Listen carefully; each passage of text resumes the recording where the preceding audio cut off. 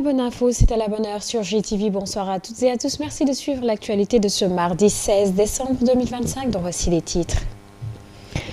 Le député et leader du parti République des Valeurs, Thierno Alassane Sall, a fait face à la presse ce mardi. Il s'est prononcé sur plusieurs sujets majeurs de l'actualité nationale, notamment la crise au sein de la coalition Diomaye Président, l'affaire des employés de la RTS et le dossier Azer. Nous le suivrons dans ce journal. À quelques jours des fêtes de Noël, les commerçants d'articles de décoration peinent à attirer la clientèle. Dans un contexte économique difficile, les ventes restent en deçà des attentes. Un reportage d'Amsatou Gano à suivre dans ce journal. Au Bénin, une trentaine de personnes, pour la plupart des militaires, ont été placées sous mandat de dépôt ce mardi dans le cadre de l'enquête sur la tentative de coup d'État déjouée le 7 décembre dernier. Plusieurs suspects, dont le principal instigateur présumé, sont toujours en fuite. Et puis sport, le défenseur sénégalais Ilay Camara ne disputera pas la Coupe d'Afrique des Nations 2025. Blessé en championnat belge, le joueur d'Anderlecht est contraint de déclarer forfait. Un coup dur pour la sélection, même si des solutions existent pour le staff technique, selon le journaliste Maïsen, que nous vous proposerons de suivre en fin d'édition. En attendant, le développement, c'est tout de suite.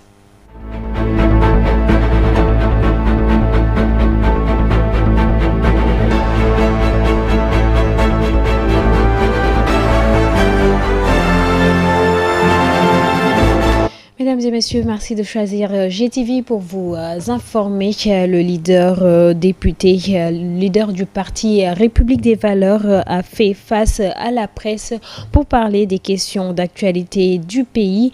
Il s'est prononcé sur plusieurs domaines, dont la crise au sein de la coalition Diomaye Président, l'affaire des employés de la RTS, sans oublier le dossier Azer. Thierno Alassane Sall, que nous vous proposerons d'écouter avant la fin de cette édition. En attendant, nous allons poursuivre avec la direction de la prévention et de la gestion des inondations qui a organisé ce mardi un atelier d'évaluation de la gestion de l'hivernage 2025 et anticipé sur les préparatifs de l'année 2026.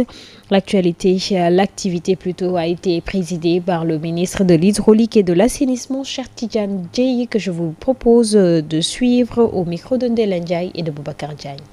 Nous avons géré cet hivernage, je l'ai dit, alhamdoulilah, on avait des objectifs de résultats ou de satisfaction totale. Nous avons eu des résultats significatifs dans certaines zones. Il y a des zones qui habituellement étaient inondées qui ne l'ont pas été. Il y a des zones qui habituellement étaient fortement inondées qui l'ont été modérément cette année. Il y a des zones qui n'ont pas été inondées du tout. Il y a des régions où on a eu des retours très positifs. Où je cite tout le temps le cas de Kaffrine, Kaolack on en a eu, mais peut-être moins que les années précédentes. Ziguinchor a été beaucoup mieux cette année. La zone de Kermassar environ, on en a eu dans certaines zones, mais globalement, ça a été plus ou moins bien maîtrisé. Et c'est aussi le cas dans d'autres sites du pays. Même Saint-Louis, lorsqu'il y en a eu, les actions urgentes et diligentes qui ont été posées aussitôt après ont permis d'évacuer les eaux, parce qu'on a eu une concentration d'actions qui nous ont permis de satisfaire ces éléments.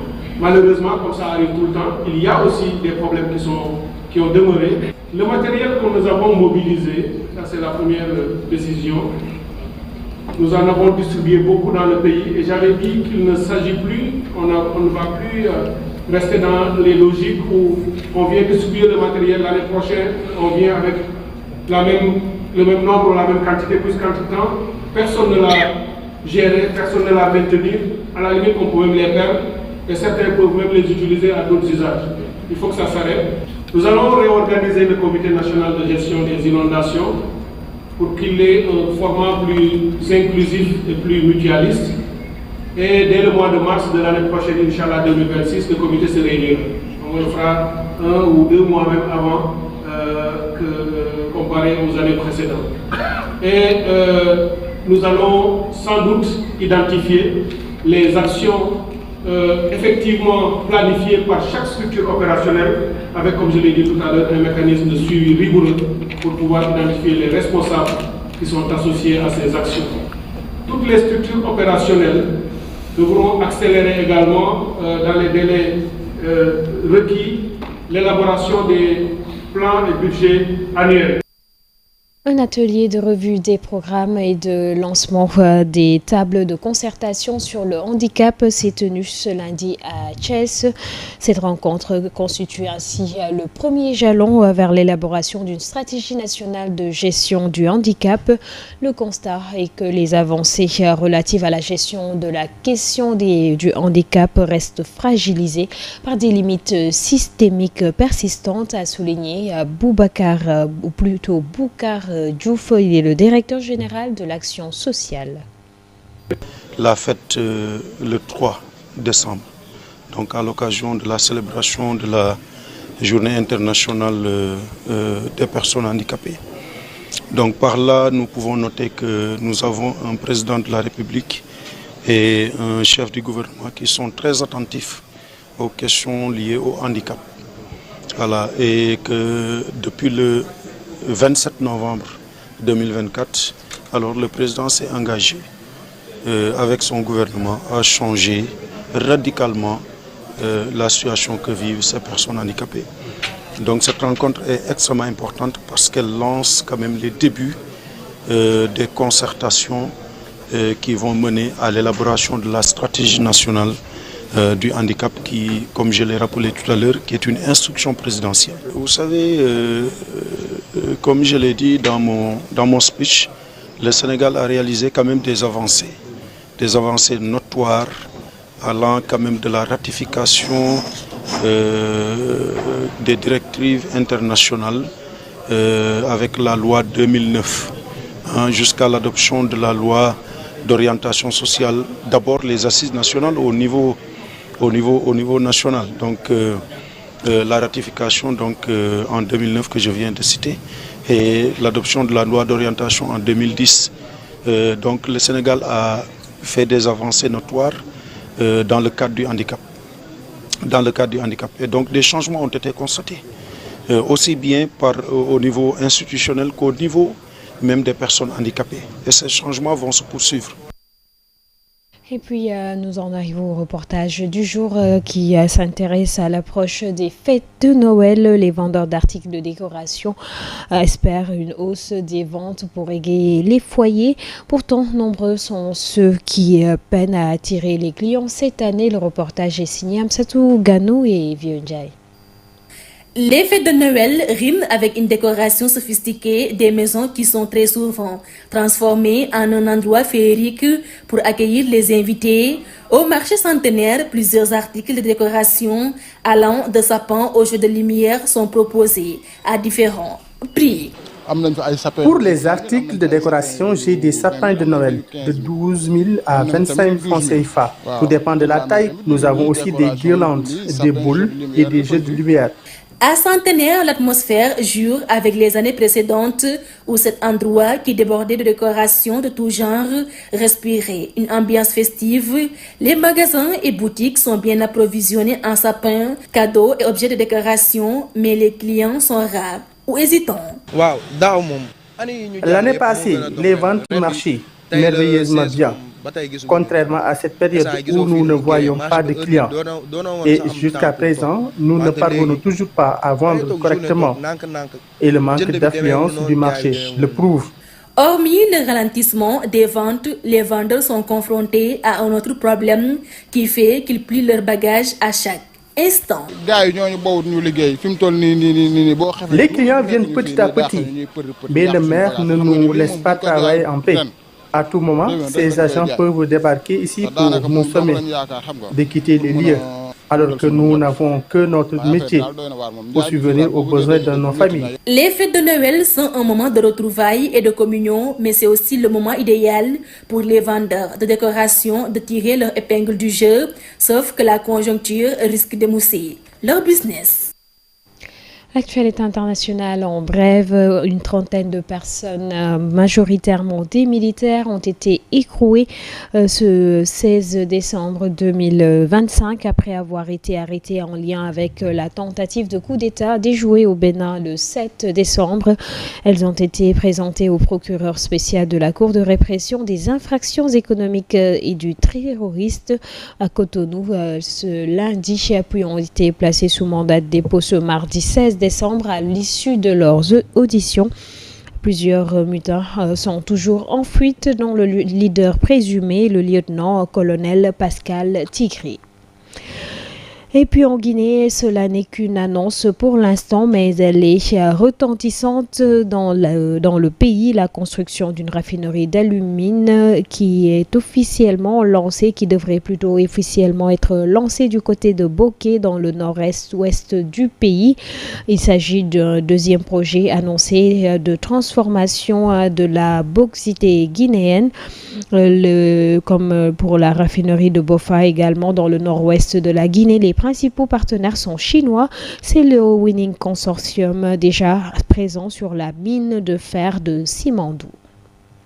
Parlons à présent sport. À 6 jours de la 35e Coupe d'Afrique des Nations, l'équipe du Sénégal est confrontée à des blessures et forfaits dont Ilaï Camara et Hassan Diao. Une situation qui intervient après la publication de la liste des 28 joueurs sélectionnés par le coach Pape Thiaw. Mais les supporters sénégalais restent optimistes et confiants. Reportage Aïssatou Ba et Serignan. Nous sommes à quelques jours du coup d'envoi de la 35e édition de la Coupe d'Afrique des Nations, une phase importante et cruciale pour la sélection sénégalaise. Cependant, le Sénégal fait face à des perturbations de dernière minute, notamment les forfaits annoncés de Ilaï Camara et Hassan Diao. Une situation inquiétante, mais qui peut ne pas perturber la tanière, selon ces quelques Sénégalais. Wow, peut-être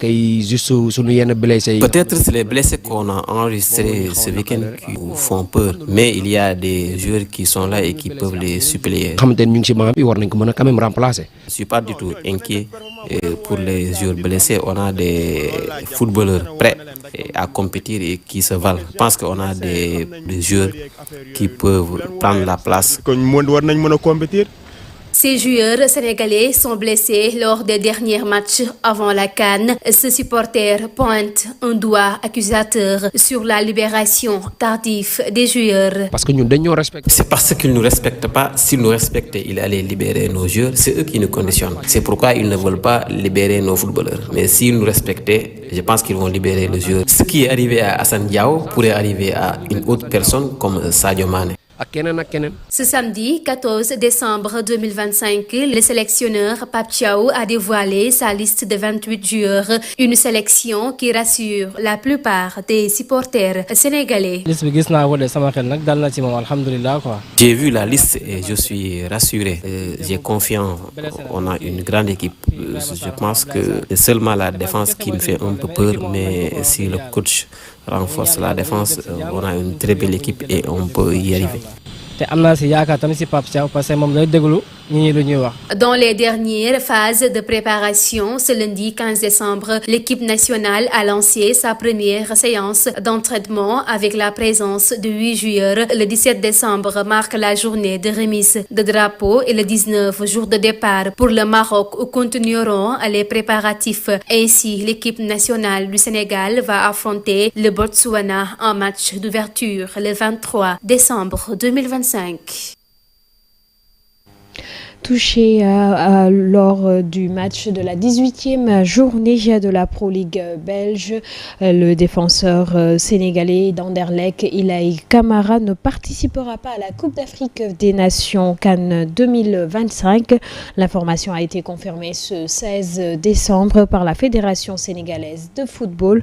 Un coup dur certes pour l'équipe, mais selon le journaliste Mbaye Sène, le sélectionneur national Pape Thiaw peut toujours puiser dans sa réserve de joueurs pour pallier le forfait, suivant son analyse au micro de Mansour, ou plutôt au téléphone de Mansour Djassé. Bon, vous savez, c'est le haut niveau. C'est pas la première fois qu'on constate un joueur blessé avant une compétition.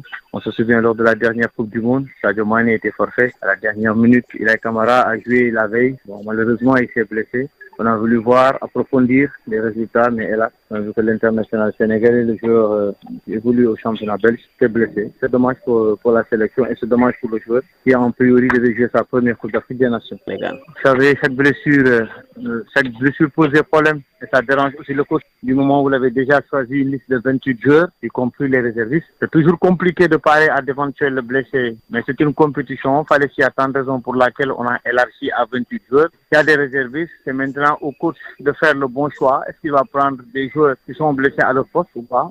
Reste à l'appréciation de l'entraîneur Pape Thiaw, qui a son groupe et qui connaît bien les joueurs qu'il a eu à sélectionner. Oui, vous savez, Hassan Diao, on nous annonce qu'il est blessé. Oui, on l'a regardé hier face à l'AS Roma. Il est sorti sur blessure. Idem aussi concernant le défenseur du Racing Club de Strasbourg, Mamadou Sarr. On attend toujours aussi les résultats de la fédération. Ils sont des médecins et on les a laissés en observation en compagnie du staff médical de la Fédération sénégalaise de football. C'est prématuré de parler d'une éventuelle blessure ou bien des remplaçants à ces joueurs. On attend. Mais concernant Ilaï Kamara, le forfait est assuré. Ça a été annoncé et le communiqué est sorti de la Fédération sénégalaise. Et puis en bref, Kylian Mbappé a remporté son combat face à son ancien club Paris Saint-Germain.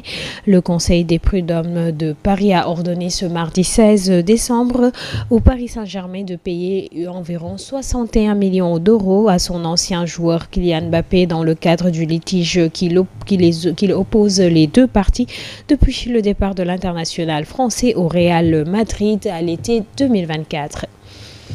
C'est ce qui met en terme à cette édition. Merci de l'avoir suivi. Excellente suite de programmes en compagnie de GTV. Bonsoir.